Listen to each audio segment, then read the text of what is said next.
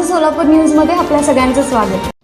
Dance बारमध्ये नृत्यांगनांसोबत बेभान होऊन नृत्य करताना प्राध्यापकाच्या छायाचित्रकांनी चित्रफीत काढून समाज माध्यमांवर प्रसारित करण्याची आणि त्याच्या महाविद्यालयास पाठवण्याची धमकी देत 2 लाख रुपयांची खंडणी मागितल्याप्रकरणी 5 जणांच्या टोळक्याविरुद्ध पोलिसांनी खंडणीचा गुन्हा दाखल केला आहे।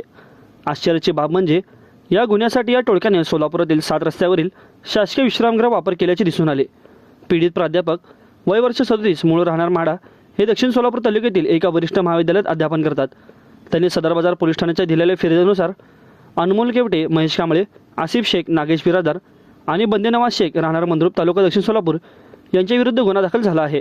यापैकी कोणालाही अटक करण्यात आली नसून त्यांचा शोध पोलीस घेत आहेत। माझं सोलापूर न्यूज या यूट्यूब चॅनलला सबस्क्राईब करा आणि बेल आयकॉन प्रेस करायला विसरू नका।